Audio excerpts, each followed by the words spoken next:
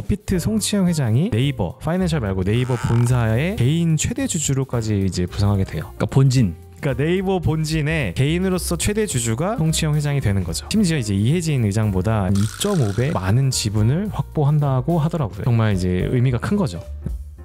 네, 구독자 여러분 안녕하세요. 권순환 회계사입니다. 네, 양재경 회사입니다. 김규현입니다. 추석 지나고 첫 촬영인데 다들 추석 잘 보내셨는지 모르겠습니다. 자, 간만에 촬영이니까 또 저희 서브 채널 홍보 한번 시원하게 부탁드리겠습니다. 스타트업 진짜 실무 이야기.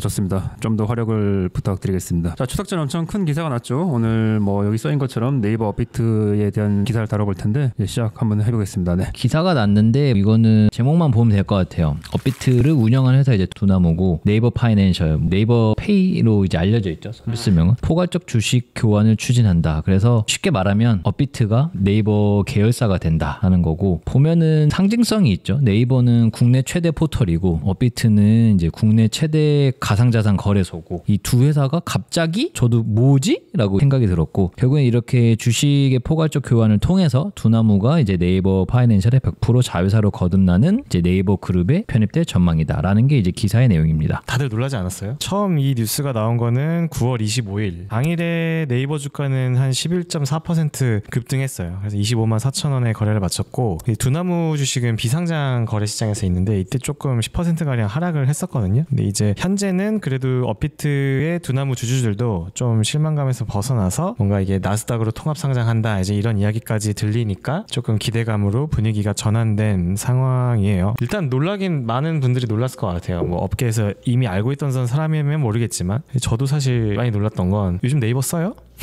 씁니다. 네이버 페이는 엄청 쓰죠. 열심히 쓰고 있습니다. 네. 네이버에서 검색 잘 안 하잖아요. 우리는 많이 하지. 저는 네이버 안 쓰거든요 이제. 왜냐면은 챗GPT 쓰면서 주변에도 네이버 많이 안 쓰시는 사람도 많고, 그런 것들이 이제 네이버 주가에도 많은 영향을 미쳤다고 생각하는데, 뭐 내가 네이버 걱정할 건 아니지만 그래도 어쨌든 한 시대를 풍미하고 굉장히 IT 기업으로서는 한국에서 가장 큰 기업 중에 하나가 이제 앞으로 어떻게 성장할지에 대한 궁금증이 있긴 있었거든요. 근데 이제 그게 이번 딜로 이런 방향을 생각하고 있구나라고 해서 꽤 많이 놀랐었던 기사였습니다. 네, 좋습니다. 이제 네이버 업비트의 합병이 아니고요, 주식 교환입니다. 주식 교환 어려운 개념이 나오는데 대부분 자세한 내용 기사를 통해서 접해봤을 것 같은데, 어쨌든 저희는 이제 회계사들이 운영하고 있는 유튜브 채널이고, 어쨌든 회계사들의 좁은 관점에서 내용을 한번 정리해보고자 하니 가볍게 들어보시면 좋을 것 같습니다. 내용이 좀 어렵고 좀 복잡한데 최대한 쉽게 설명해보고자 하니 천천히 따라와 주시면 좋을 것 같습니다. 그리고 업비트 두나무가 용어가 좀 혼용될 수도 있을 것 같은데요, 업비트 두나무 같은 뜻이라고 이해하시면 될 것 같습니다. 포괄적 주식 교환부터 한번 볼게. 포괄적 주식 교환이라는 게 도대체 뭔가요? 사전적 의미를 먼저 보시죠. 서로 다른 두 기업이 주식을 맞바꾸면서 지배구조를 단일화하는 방식. 이렇게만 보면 좀 이해가 안 되는데, 합병은 만약에 네이버 파이낸셜과 업비트가 합병을 한다고 치면은 하나의 회사로 합쳐지고 기존 주주들이 그 하나의 회사로 주주가 되는 그런 구조잖아요. 근데 이런 포괄적 주식 교환은 네이버 파이낸셜이 신주를 발행합니다. 그럼 이 신주를 기존의 업비트 주주들이 있을 거잖아요. 이따가 얘기 나오겠지만 송치영 회장을 비롯한 업비트 주주도 있을 텐데, 업비트 주주들에게 네이버 파이낸셜 신주를 그쪽으로 주는 거예요. 그러면 업비트 주주들은 네이버 파이낸셜 신주를 받겠죠. 그 대가로 자신이 가지고 있는 업비트 주식을 네이버 파이낸셜에 주는 겁니다. 그렇게 되면은 이 구조가 어떻게 정리되냐면, 업비트가 제일 마지막에 있고요, 이 업비트의 100%를 네이버 파이낸셜이 보유하고 있는 구조로 참 모자 회사로 가는 거고, 그 위에 이제 기존 네이버 주주 그리고 기존 업비트 주주들이 함께 네이버 파이낸셜을 주주로 구성되는 그런 구조로 이해하시면 될 것 같은데요. 경제적 실질은 사실 완전히 하나의 회사가 되는 거예요. 100% 자회사라고 하면. 회사가 두 개가 있는데 어쨌든 100% 들고 100% 있는 자회사니까. 거니까. 네. 그러면 합병과는 사실 다른 거거든요. 합병은 정말 두 개 회사가 존속하지 않고 하나의 회사. 그냥 뭐 이걸로 치면 네이버 파이낸셜이 이제 업비트를 합병하면서 업비트 자체가 이제 없어지는 거죠. 이제 그래서 합병이랑은 조금 다른 방식이고, 합병은 그래도 일반인 분들도 많이 들어보셨을 만한 단어거든요. 근데 주식의 포괄적 교환은 진짜 생소할 수도 있는데, 혹시 이런 사례가 있었는지 한번 설명해 주시죠. 이게 흔한 건 아니고 엄청 큰 거래가 과거에 한 10몇 년 전에 있었어요. 모두가 다 아실 것 같은데, 하나 KB라고 부르는 배경이 됐던 한야금융지주와 외환은행의 포괄적 주식 교환인데요. 2013년도에 있었던 거래고요. 1조 9천억 정도의 규모라고 하니까 2013년도에 1조 9천억이라고 하면 사실 이 정도 사이즈는 거의 뭐 유례가 없다 싶을 정도로 큰 주식 교환 사례였었고요. 한야금융 금융주주가 원래 론스타로부터 외환은행집은 한 57%를 갖고 있었는데 이 거래를 통해서 외환은행집은 100% 소유를 가져가는 거래가 됐고 이 당시 거래 금액이 정확하게는 1조 8,900억 이 정도 수준이었다고 하네요. 그래서 결론적으로 네이버 파이낸셜 어피트와 유사하게 외환은행이 주식 교환을 통해 하나금융지주의 100% 자회사가 되고 그리고 2015년에 하나은행과 외환은행이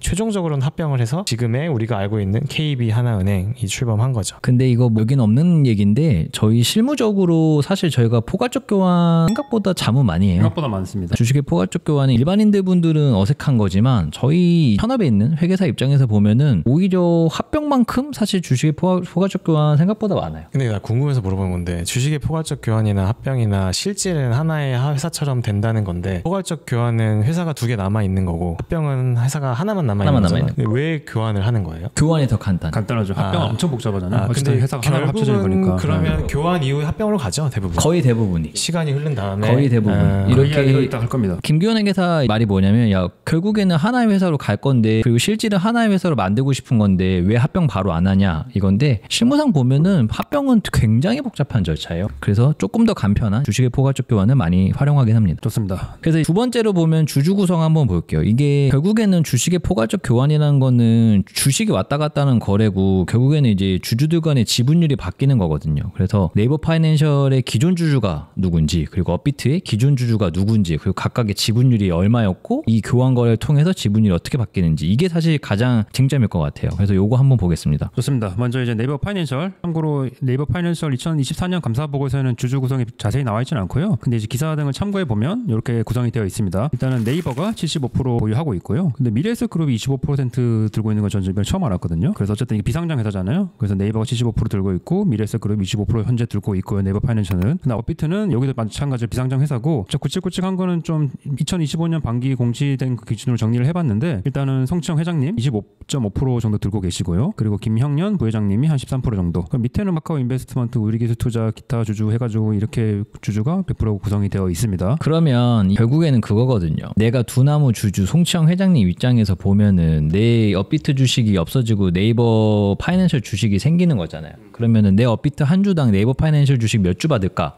이게 가장 관심사고 이게 이제 조금 더 포멀한 용어로 치면 이제 주식 교환 비율. 이라고 하는 거예요. 그러면은 이게 핵심이죠. 주식 교환 비율이라는 건 결국에는 그 기업의 가치대로 나올 거거든요. 요거에 대한 이야기를 좀 더 자세히 해보겠습니다. 일단 시장에서 거론되는 기업 가치가 업비트 같은 경우가 15조 원 그리고 네이버 파이낸셜이 5조 원 정도 수준인 것 같아요. 그러니까 1대 3인 거죠. 업비트가 네이버 파이낸셜보다 한 3배 정도 큰 기업 가치를 보유하고 있음을 의미하고 업비트 주식 한 주당 네이버 파이낸셜 주식 3주를 갖는 구조인 거죠. 이 1대3을 만드는 게 딜의 시작이자 가장 중요한 요소였을 텐데 어쨌든 뭐 그렇다고 하네요. 네, 그래서 이제 네이버 파이낸셜이 업비트를 자회사로 이제 편입하는 구조인데 그렇게 상식적으로는 네이버 파이낸셜이 더 기업 가치가 커야 될 것 같은 느낌인데 뭔가 자회사 되는 거니까 이제 자회사가 되는 업비트의 기업 가치가 한 3배 정도 크다고 이 기사에서는 정리를 하고 있는 걸로 이해하시면 됩니다. 자, 그러면 양 회계사님 설명해 주신 것처럼 1대3이잖아요. 업비트 주식을 한 주 주는 대신 네이버 파이낸셜 주식을 3주 받는 그러니까 거지. 지분율이 그만큼 더 커지게 되는 거잖아요. 이런 구조로 약식으로 만약에 이러한 1대3 교환 비율로 거래가 완료된다고 하면 이렇게 구조가 됩니다. 네, 업비트가 이제 제일 하단에 있고요. 설명드렸던 것처럼 네이버 파이낸셜이 100% 보유하고 있는 이런 구조로 되고 네이버 파이낸셜 주주가 이제 섞인다고 말씀드렸잖아요. 근데 송치영 업비트 회장님이 19%로 대주주가 됩니다. 그만큼 업비트의 기업 가치가 크니까 이렇게 희석시키면 그래도 1등이 되는 거죠. 그리고 네이버가 17%로 2대주주 그리고 김영년 부회장님이 10% 세 번째 주주가 되는 거예요. 그러니까 업비트 기존 주주분들이 사실 제일 지배 구조 최상단을 가게 되는 구조인 거죠. 맞아요. 기타는 뭐 이제 크게 중요하지 않으니까 나머지 54%로 이렇게 정리되는 구조로 이 기사에서는 표현하고 있는 걸로 보였습니다. 그래서 보면은 뭐 형식적으로는 업비트가 이제 네이버 파이낸셜 자회사지만 실질적 지배력은 이제 업비트 송치영 회장이 이제 가져가는. 그렇죠. 그래서 맨 처음 저 기사 봤을 때 이제 9월 25일이었겠죠. 그냥 제목 봤을 때 두나무가 밑으로 들어간다고? 라고 이제 그냥 기사가 다 그렇게 나왔어요. 거기 속으면 안 돼. 근데 보니까 아니네. 사실상 두나무가 파이낸셜을 먹은 거였네. 라는 이제. 후반부 가면 더 재밌는 이야기가 더 나옵니다. 아직 끝난 게 아니에요. 파이낸셜을 먹은 게 아닌 것 같은데. 결국엔 교환 비율을 결정하는 건 기업 가치고 이게 가장 뭐 주식의 포괄적 교환의 처음이자 끝일 텐데 실제 아까 외환은행이랑 하나은행은 둘 다 상장이었으니까 사실 기업 가치를 결정하는 게 한수만 할 수 있으면은 누구든지 계산할 수 있을 것 같은데 지금 보면은 네이버 파이낸셜 업비트 다 모두 비상장 회사긴 하거든요. 물론 업비트 같은 경우에는 거래가 되긴 합니다. 그럼에도 불구하고 결국엔 이제 비상장이거든요. 그러면 시장 가격이 아마 제대로 없을 거라서 요 기업 가치 평가랑 이제 교환 비율 산정의 핵심 쟁점일 텐데 요거 이제 한번 설명 좀 해주시죠. 그래서 이제 네이버 파이낸셜과 업비트의 재무제표 뭐 간단히 비교해 볼 필요가 있겠죠. 요걸 기준으로 기업 가치가 산정이 될 거니까. 자, 그래서 두 회사의 정말 간단하게 재무제표의 핵심 지표들만 가져와 봤는데요. 일단 매출입니다. 두 회사 모두 연결 기준이고요. KIFRS를 적용하고 있는 걸로 이해하시면 됩니다. 일단은 네이버 파이낸셜이 매출입니다. 2021년에 1조 정도에 시작해가지고 1조 2천억, 1조 4천억, 24년에는 1조 6천억 정도 생각보다 많이 하고 있죠. 두나무는 2021년에 3조 7천억, 이때가 완전 대불장이었잖아요. 그리고 22년에 좀 주저앉았죠, 코인 시장이. 그때도 2조 2천억. 주저앉았는데도 1조 2천억이야? 그리고 1조. 그리고 작년에는 1조 7천억 매출. 그러니까 매출은 뭐 크게 차이가 안 난다고 볼 수도 있죠. 매출 규모만 봤을 때는. 근데 중요한 건 영업이익입니다. 네이버 파이낸셜은 2021년에 458억. 그렇게 크지 않아요. 영업이익이 매출 대비 4.3%밖에 안 나옵니다. 그리고 2022년에는 한 600억 정도, 2023년에는 900억, 작년에는 1000억 정도 하는 회사였는데 업비트는 영업이익이 다들 소문은 들으셨죠? 21년에 3조 2천억. 이게 맞는 거죠? 맞아. 틀렸을까 한 3번 체크한 것 같아. 맞는 것 같아. 그 다음에 8천억, 그리고 6천억, 그리고 작년에 1조 1863억. 영업이익률이 거의 한 68% 정도 나오고 있습니다. 그냥 매출이 거의 영업이익에 비슷한 수준이네요. 작년 기준 네이버 파이낸셜이 영업이익률 6.28%였고요. 68%예요. 그 영업이익률이 10배 차이 납니다. 10배 차이 나네. 근데 너무 당연한 얘기겠지만 25년 뭐 반기 재무제표로 했겠지. 뭐 24년 가지고 했겠어. 이건 재무제표를 안 했을 것 같은데. 근데 조금 전반적인 흐름을 우리가 짚고 넘어가면 지금 이 크립토 시장이 사실 불장이란 말이에요. 지금 불장이죠? 25년이 지금 불장이란 말이에요. 24년도 말부터. 그러면 이 불장이 제대로 반영이 안 돼 있어요. 그래서 느낌이 뭐냐면은 저 지금 21년도에 매출액이 한 뭐 거의 저 정도는 이제 나올 것 같은 느낌? 영업이익도? 영업이익도. 좋습니다. 그래서 여기까지 매출과 영업이익을 봤고요. 그 다음에 자산 총계도 제가 좀 가져와 봤는데 요거는 그냥 간단히 보시면은 2024년 기준으로 네이버 파이낸셜이 3조 9천억 정도고요. 두나무 업비트가 15조 정도입니다. 자산 총계만 해도 한 4배 정도 차이가 나요. 저게 제가 예전에 업비트 21년도에 이제 기업 분석을 해서 본 게 있는데 15조에는 업비트가 그냥 본인 돈으로 보유하고 있는 크립토 아마 비트코인 엄청 많을 거예요. 그때 많이 있었나? 기억이 안 나요. 네, 굉장히 많았어요. 아마 지금은 더 이제 올라갔을 거예요. 그래도 저희 중에선 가장 감이 좋을 것 같은데 김규현 회계사님이 보시기에는 1대3이라는 비율이 맞는 건지 회계사님의 의견은 어떤지 질문하는 사람이 의도를 갖고 질문하는 저는 낮아 보이지 않나요? 동의하기 어렵죠. 이거는 밸류가 양사가 합의가 돼서 이렇게 거래가 됐다고 보기는 어렵고 이거 다 그냥 기사잖아요. 기사예요. 근데 그렇다고 뭐 실제 밸류는 완전 다르다 이러지는 않을 것 같아요. 왜냐면은 결국 딜 이후에 주식 교환하고 주주 공시 다 될 거여서 밸류 교환 비율은 어차피 다 공시될 텐데 그냥 자체적으로 5조와 15조 왜 굳이 업비트가 이런 느낌이 당연히 들죠. 네.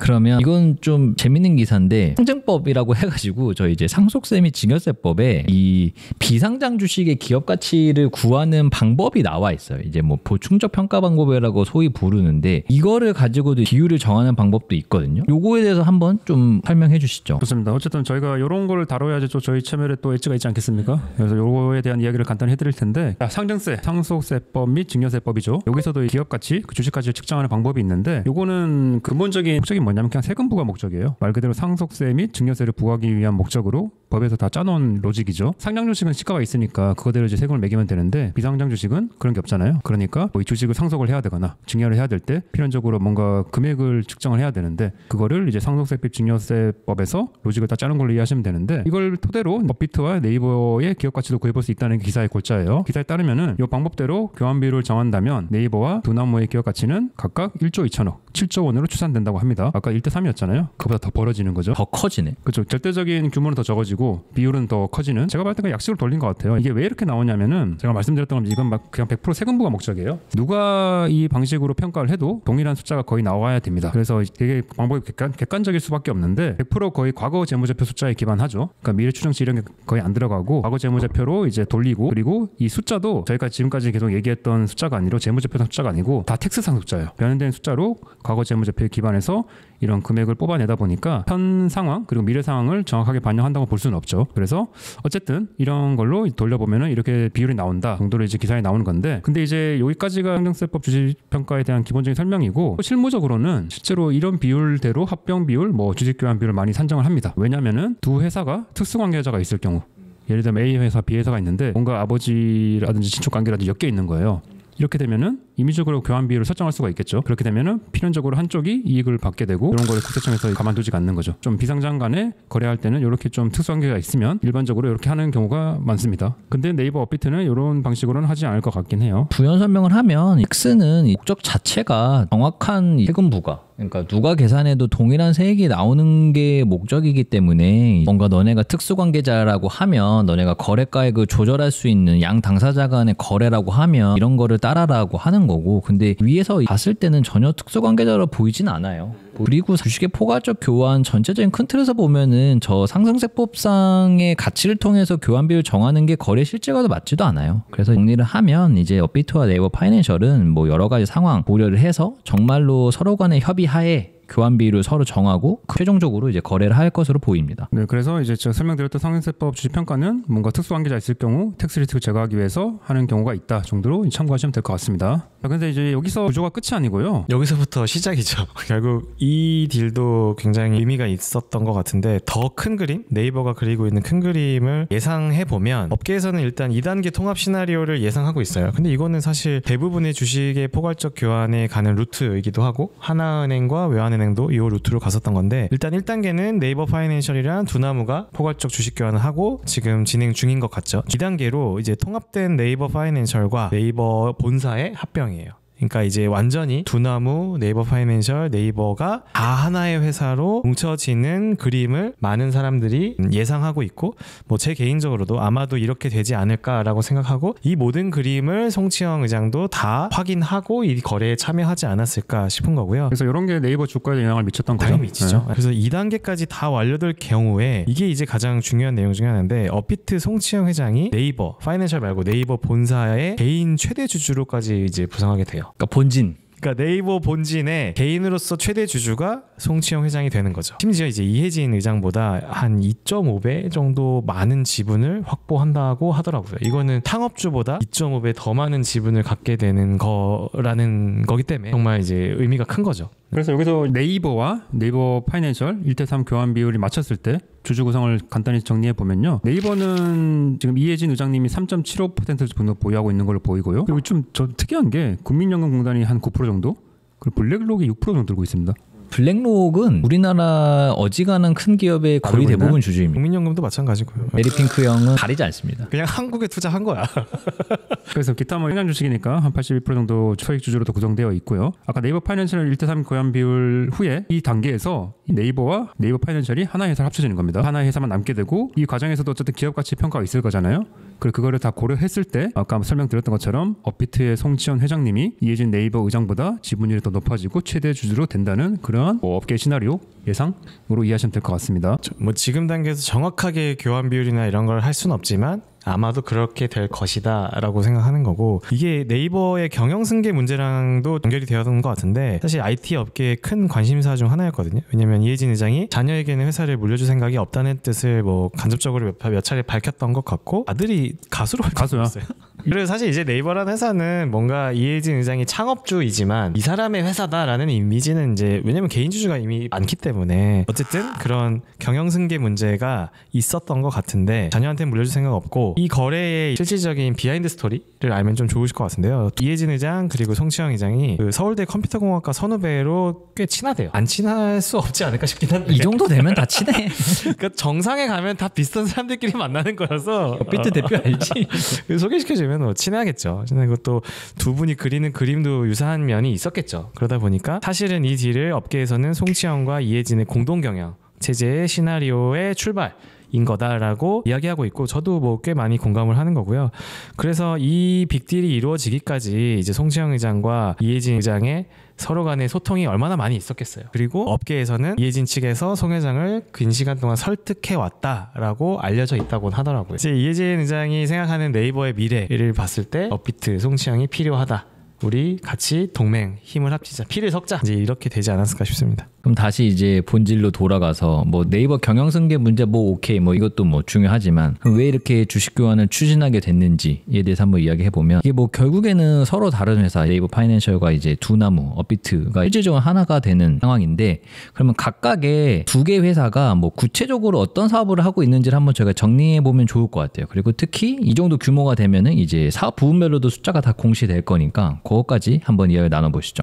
네이버 같은 경우는 이제 상장사고 사업 보고서가 자세히 나와 있어요. 그래서 사업 부문도 나와 있고 사업 부문별 매출까지 자세히 정리가 되어 있는데 그거를 한번 정리를 해드릴게요. 일단 네이버 사업 보고서에 서비스의 종류가 5가지가 있습니다. 서치 플랫폼, 커머스, 핀테크, 콘텐츠, 클라우드. 이렇게 돼 있고요. 서치 플랫폼 같은 경우는 이제 직관적으로 여러분들이 제일 이해하기 쉬운 검색. 근본 사업이죠. 근본 사업이죠. 검색을 통해서 이뤄지는 매출들 이건 거고요. 커머스 같은 경우는 이제 네이버 스마트 스토어라고 하죠. 커머스의 광고나 중개, 판매 이런 것들이 주요 매출이고요. 핀테크는 뭐 페이죠. 네이버 페이. 네, 네이버 페이인 거고 콘텐츠 같은 경우는 네이버 그리고 스노우. 미국 상장했죠 이거? 네, 그래서 이런 웹툰이나 스노우 등이고 클라우드 서비스 같은 경우는 NCP나 웍스 뭐 이런 네이버 안에서도 이 클라우드 활용한 비즈니스들이 운영이 되고 있거든요. 근데 이렇게 크게 5가지 사업 부문으로 이루어져 있는데 네이버의 근본이라고 하는 서치 플랫폼 사업 부문 같은 경우는 매출이 2019년도에는 한 2조 6천억이었고 매해 증가했어요. 2024년도 같은 경우는 3조 9천억 정도 거의 4조에 육박할 정도로 꽤 증가는 했고 다만 네이버가 어쨌든 사업을 확장하면서 2019년도 같은 경우는 이 서치 플랫폼의 매출 비중이 한 60%가 넘었었는데 2024년도 같은 경우는 36.8%까지 꽤 많이 감소했습니다. 그러니까 매출은 늘리면서도 비중은 줄여왔으니까 어쨌든 네이버의 사업 방향성에 맞춰왔다 이렇게 봐주시면 좋을 것 같고요. 가장 두드러진 성장이 있었던 거는 커머스 쪽인 것 같아요. 저도 네이버 뭐 스마트 스토어는 워낙 많이 쓰고 있는데 커머스 사업 부문이 2019년도에는 8,900억 정도 매출이었었다가 매해 꽤 많이 성장했습니다. 작년 2024년도 같은 경우는 2조 9천억. 여기는 매출액의 성장률이 되게 두드러졌어요. 뭐 7,900억부터 1조 800억 1조 4천억, 1조 8천억, 2조 5천억, 2조 9천억. 그리고 2025년도도 아마도 꽤 성장하지 않았을까 싶고요. 매출 비중도 2019년에는 18% 정도였었는데 2024년도에는 27%. 올해 같은 경우는 거의 30% 가까이 육박하지 않을까 싶습니다. 이 두 가지가 이제 서치 플랫폼과 커머스가 네이버의 근간을 이루는 매출 비중을 차지하는 것 같고요. 그 다음에 뭐 핀테크나 컨텐츠, 클라우드 이렇게 되어 있는데 기본적으로는 네이버 자체가 매출이 계속 꾸준히 증가했어요. 왜냐면 네이버 전체의 2019년 매출이 4조 3천억 원인데 5조 3천, 6조 8천 이런 식으로 앞자리가 매년 바뀌었어요. 2024년도 같은 경우는 10조가 넘었어요. 주가는 사실 이런 움직임을 따라가진 않았었죠. 아무래도 주가라는 거는 미래에 대한 기대성인데 아까 제가 서두에 얘기했듯이 AI든 뭐든 나오면서 네이버가 과연 그런 것들도 잘 따라갈 수 있느냐 이런 요소들 때문에 주가는 그런 요소들이 있었던 것 같지만 어쨌든 뭐 네이버 그 안에 있는 뛰어난 사람들은 계속해서 미래 먹거리가 뭔지를 고민을 했었을 거고 그게 이번 딜로도 연결이 됐었던 것 같아요. AI 경쟁이든 블록체인이든 뭔가 새로운 영역에서의 새로운 성장 동력이 필요한 시점에 일어난 딜이지 않나 싶습니다. 요즘에 네이버보다는 구글 많이 쓰고 저는 네이버 이제 거의 안 쓰는 것 같아요. 왜냐면 네이버 쓰다가 구글로 넘어왔다가 이제 AI로 넘어가고 있는. 근데 용도가 아예 다르지 않아요? 구글은 그냥 전문 지식을 검색하는 거고 원래는 용도로 구분했었다가 이제는 그냥 AI로 갔다가 여기서 공부하고 용도에 맞는 곳으로 가는 것 같아요. 그거 자체가 네이버에 머무는 시간이 줄어드는 거잖아요. 네이버를 쓰는 시간이 줄어드는 거니까. 근데 이제 그게 서치 플랫폼이 매출도 증가하고 있지만 약간 기대감이 조금 저하되는 요소인 거고 커머스 같은 경우도 스마트 스토어 사실 되게 잘 되고 있고 너무 잘하고 있지만 경쟁이 워낙 심하잖아요. 팡도 있고 뭐 컬리도 있고 또 글로벌리는 또 다른 세계이기도 하니까 그러다 보니까 이제 메인이 확 기대되는 게 없었던 것 같아요. 그러다 보니까 이제 네이버에서도 고민이 많았겠죠. 그래서 네이버 쪽의 입장이었고 업비트도 마찬가지로 사업 보고서에 사업 부분별로 매출을 구분 공시하고 있습니다. 그래서 보면 두 가지인데 거래 플랫폼 그리고 기타 서비스로 구분이 되어 있어요. 그리고 거래 플랫폼은 업비트 증권 플러스 비상장, 뭐 업비트 NFT 이런 거 되어 있고요. 그다음 기타는 뭐 RMS, 루니버스, 주주리걸 등이 있는데 이것 좀 도움을 줄 수 있나요? 도움을 드리기에는 제 지식이 너무 소소해서 이 증권 플러스라고 이게 뭐냐면은 업비트가 원래부터 처음에 거래소 사업을 한 게 아니에요. 저 증권 플러스가 원래 본인들이 했던 서비스였고 나름 피벗한 거야. 근데 제대로 피벗을 했지. 원래는 증권 플러스로 시작을 했다가 첫 불장 때 2018년도에 이제 거래소가 생겨나면서 그때 이제 업비트 가상자산 거래소 나름의 피벗을 한 거였고요. 그리고 서비스 기타에 보면은 이제 주주리거리라고 해가지고 이거는 이제 스타트업 하시는 분들은 한 번씩은 다 들어봤을 거예요. 쉽게 말하면은 우리가 주주명부 있잖아요. 주주명부가 다 그냥 회계세무사무소에서 그냥 수기로 관리하잖아요. 이런 것들을 이제 다 이렇게 뭔가 조금 UI, UX를 그것도 업비트에서 하는 거예요? 두나무 사는 거였어요. 아예? 얼마 전에 지분을 샀어. 그렇구나. 네, 얼마 전에 지분을 인수했어요. 주주리걸. 그래서 근데 어쨌든 사업 보고서는 두 가지로 구분이 되어 있는데 밑에 이제 숫자를 보여드릴게요. 근데 이게 의미가 진짜 없습니다. 보시면 거래 플랫폼은 뭐 대부분 업비트에서 나오는 거래 수수료로 보이고 나머지는 서비스 기타로 이제 구성되어 있는데 이게 지금 매출이죠. 매출입니다. 작년 기준은 99%예요. 거의 2019년부터 제가 숫자를 따왔는데 94%, 95%, 91년 때는 99%. 그러니까 거의 대부분의 매출이 업비트 거래 수수료에서 나온다고 이해하시면 됩니다. 근데 저희가 업비트에서는 기업은 아직 지원이 안 되고 있잖아요. 이제 뭐 나오니 많이 하고 있죠. 근데 이제 지금까지는 그냥 100% 개인 수수료로 매출을 일으킨다고 보시면 될 것 같은데 여기서 이제 업비트는 누가 제일 부러울지 양 대표님은 누굴 것 같아요? 코인베이스. 코인베이스죠. 미국에서 상장한 코인베이스의 상황을 비교해 보아야 될 것 같은데 코인베이스 매출 좀 따와봤어요. 원화로 환산을 해봤습니다. 2022년에 1조 5천억 그리고 2021년에 9조, 5조, 4조 그리고 작년에 8조 5,600억 정도예요. 근데 아까 업비트가 얼마 정도라고 했죠? 업비트가 8조 7천억 정도였잖아요. 막 소름 돋게 한 10배 차 이 정도는 아니에요. 한 4-5배 정도인가요? 그 정도입니다. 어쨌든 매출 규모만 봤을 때는. 근데 이제 여기는 상장 회사니까 주가를 볼 수 있잖아요. 주가 제가 그래프를 떠왔는데 불장 때는 당연히 IPO 했을 때는 고점을 찍고 그때 이후로 좀 불장이 식었잖아요. 그래서 주가 쭉 빠졌다가 계속 주가가 올라서 얼마 전에 상책을 찍었는데 시총이 얼마일 것 같아요? 140조. 아까 전에 업비트 15조였나요? 나왔던 게. 근데 매출이 그래서 저는 계속 갸우뚱한 거죠. 그래서 이 매출 차입에서 기업 가치가 더 벌어진 건 어쩔 수가 없는 것처럼 네이버도 마찬가지고 결국 미래의 성장성에 대한 뭐 해석 차이 때문에 나오는 것 같은데 그럼 코인베이스는 매출 구성이 어떻게 되어 있냐? 요거 제가 간단히 정리해봤습니다. 시대별로 정리해봤는데 연도별로 2020년부터 2021년까지는 거래 수수료 중심이었어요. 전체 80% 이상이 개인 투자 거래 수수료. 지금 업비트의 상황과 똑같습니다. 근데 22년, 23년에 어쨌든 암호화폐 시장 침체로 수수료 매출을 감소했고 근데 대신 이때 기간 거래가 들어왔죠. 미국에서 처음으로 기간 거래가 이제 시작한 거죠. 이때부터 이제 기간 수요가 점점 늘어나고 있었고요. 그리고 이제 작년부터 2024년부터 뭐가 나왔죠? ETF 나왔죠. 비트코인 ETF 출시했고 기간 수요 폭증으로 기간 거래소와 서비스 매출 비중이 급증했고요. 그리고 뭐 아시겠지만 여기 뭐 스테이블 코인 뭐 이런 거 엄청 많이 합니다.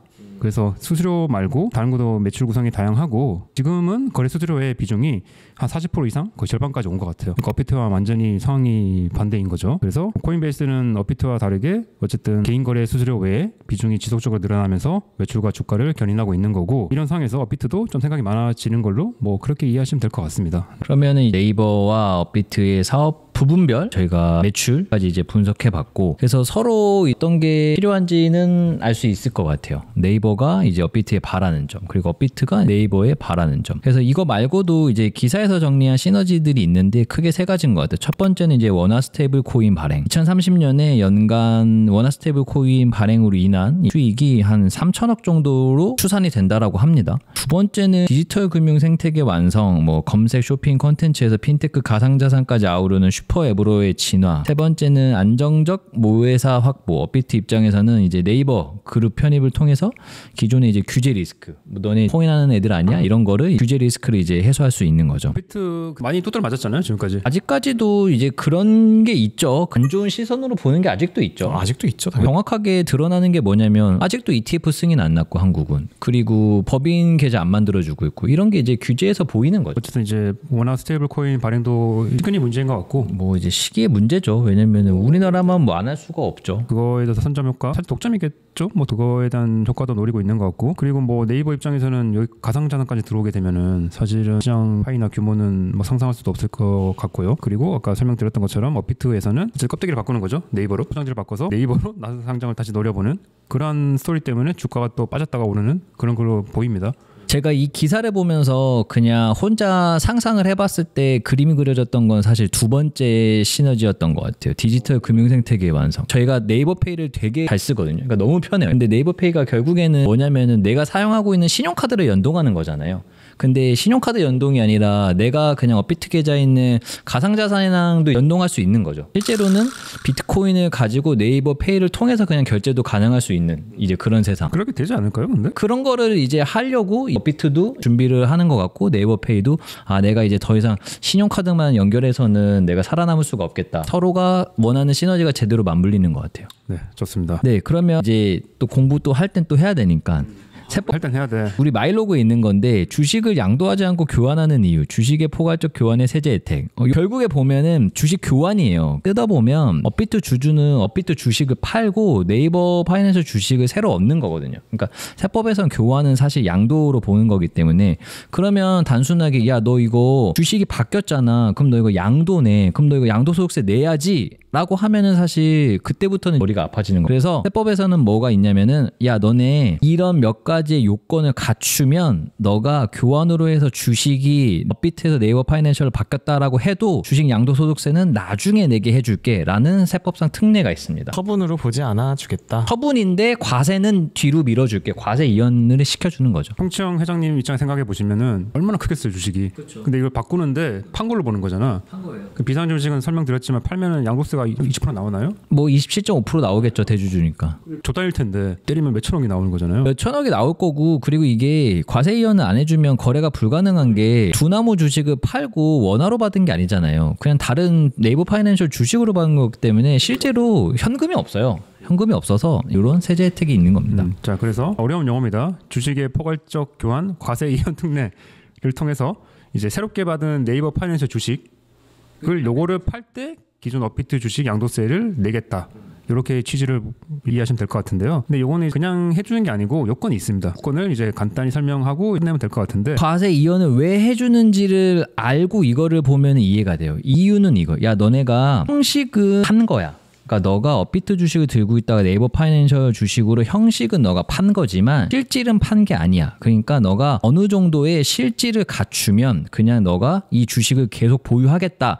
이 사업을 계속 영위하겠다라는 몇 가지의 요건만 갖추면 내가 판 걸로 보지 않을게 라고 하는 거고 그리고 언제 이거를 파는 거냐면 너가 바뀐 주식 네이버 파이낸셜 주식을 팔았을 때가 진짜 이제 너가 주식을 판 걸로 봐줄게 라고 하는 거예요. 그래서 그거를 그 관점을 보고 읽어보시면 대략 이해돼요. 지분의 연속성 쉽게 말하면 야 너가 주식을 교환했잖아. 그러면 네이버 파이낸셜 주식 받잖아. 그러면 이거의 80% 이상은 주식으로 받아라. 현금도 끼워서 받을 수가 있거든요. 조금 받을 수는 있어. 지금까지 현금 얘기는 안 했잖아요. 근데 어쨌든 주식을 좀 많이 받아라. 사업의 계속성 이것도 결국에는 너가 하던 일을 계속해라. 그리고 지분의 계속성 너가 이거 교환한 주식을 가지고 지분을 조금 유지해라. 근데 이것도 다 보면은 뭐 3년 동안 하라는 것도 아니고 해당 교환인에 속한 사업연도 종료일까지예요. 그러니까 아무리 길어도 1년이거든요.